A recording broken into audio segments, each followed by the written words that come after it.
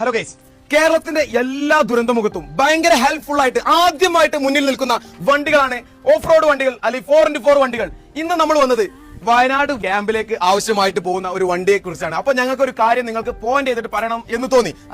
ഈ വണ്ടി നമ്മളിപ്പോ ഓൾറെഡി പടിഞ്ഞാറത്തറ, അതുപോലെ തന്നെ തരിയോട്, വെണ്ണിയോട്, കോട്ടത്തറ എല്ലാ ഭാഗത്തേക്കും വെള്ളം കയറിയ ആളുകളെ രക്ഷപ്പെടുത്താൻ വേണ്ടി ഉപയോഗിക്കുന്ന വണ്ടിയാണിത്.